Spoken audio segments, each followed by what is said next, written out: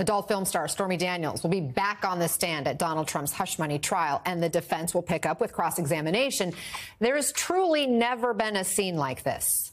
A porn star testifying, sometimes in graphic terms, about her alleged sexual encounter with Trump and her negotiations with Trump's team to keep quiet about it. But the big open question is, what did the jurors think? All right, Yasmin Vossoughian, who is in the courtrooms, back with us now, and also joining us, jury consultant Alan Turkheimer. Good to see you both.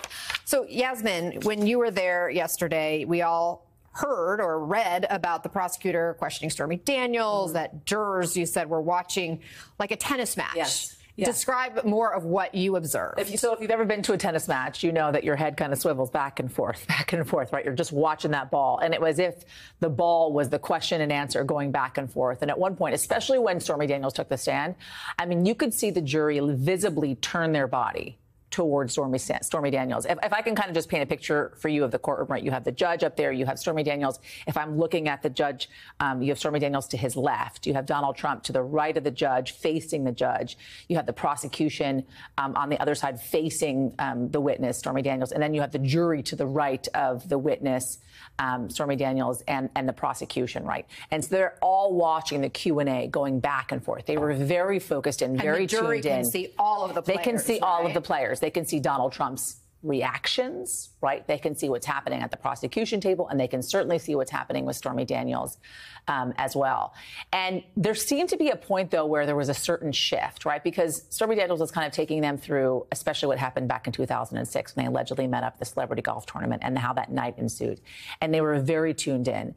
But as the judge began to chide Stormy Daniels more and say to her, listen to the questions, right? Answer the questions, just stick to the questions, because she had a tendency to add kind of more extraneous details that were not necessarily asked about. The jury seemed to kind of lose focus a little bit, right? And they seemed to kind of grow a little bit frustrated, it seemed, with Stormy Daniels, right? They turned their body because they turned their bodies away from her. They were looking down more. They seemed less concentrated on her. One other thing I'll add, Anna, one observation I had is Stormy was continuously playing to the jury, right? She was kind of telling jokes. She seems like a lighthearted individual from what we've seen. Looking at the jury, making jokes about, for instance, what she does for a living, right?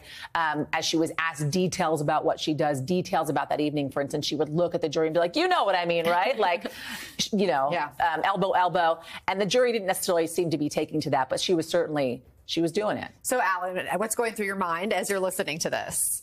I think some of it can be effective, and the jury was entertained. It sounds like they were interested in it. But at some point, the jury starts to check out, because if you think about it, they're giving up so much of their time. They're sacrificing time with their family, their jobs, and they're here to get the evidence and then make a decision. So when I talk to jurors, one of the things they dislike about trial the most is when they feel like the lawyers or the witnesses are just taking too much time, or it's not efficient. They don't want their time wasted. So I think they get the story. I think they understand what her role is in the case. But I think when she went on and on, I think they probably started to check out a little bit, and maybe it backfired a little bit. Now, again, a lot of that is on her. It's hard to ascribe that to the lawyers involved. But at some point, you don't want levity in the courtroom, and joking in the courtroom is never acceptable. Jurors do not like that.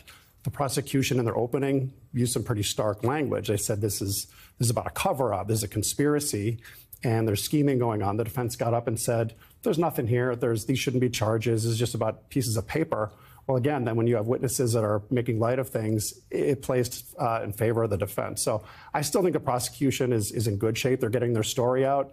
I think jurors probably would give her a free pass on some of this stuff that they wouldn't give somebody like Michael Cohen, but very entertaining for everybody in the courtroom, it sounds like. Well, and Jonathan Alter, who writes in the New York Times today that he was in the courtroom when the Stormy Daniels testimony was underway, and he asked several women in the courtroom how they thought women on the jury would react, and opinion was divided, he says, with some saying Daniels came across as self-regarding and untrustworthy. And he goes on to say, what we all agree on is that juries typically respond to real and assumed messages from the judge. Do you agree with that, Alan? I think that's true.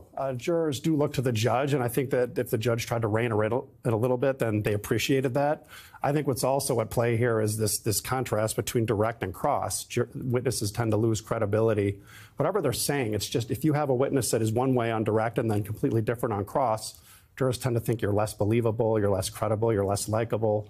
maybe you're evasive. So I think that was also a play here. But yes, to your question, jurors like judges. It's very rare when I've heard a juror say anything bad about a judge, and the judge in this case is trying to make things go smoothly and to try to keep things focused. So I'm sure the jurors appreciated that. Yasmin, were there moments yesterday where you felt the jurors were really glued in based on body language, based on notes? We know we've been talking about 2006. Okay, so that the night was of the piece that 2006, really in the engaged meeting at the Celebrity Golf Tournament, they were super tuned in. And then during the defense cross-examination, they were very tuned in, because if you remember, Susan Necheles kind of went for her from the very get-go.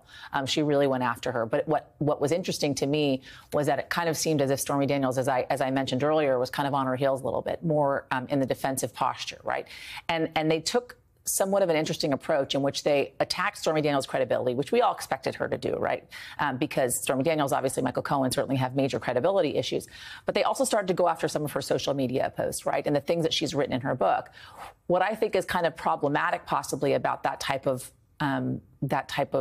posture is that the same thing can be applied to Donald Trump, right? The same thing can be applied to the man that they are in fact defending, that I imagine could happen in redirect and/or if Donald Trump decides to take the stand. But they were super tuned in during that night in 2006 and going through that encounter, the sexual encounter, and then super tuned in during the cross-examination as well. It's all fascinating. Thank you so much for sharing with us, Yasmin Vossoughian, and appreciate you being here, Alan Turkenheimer, as well.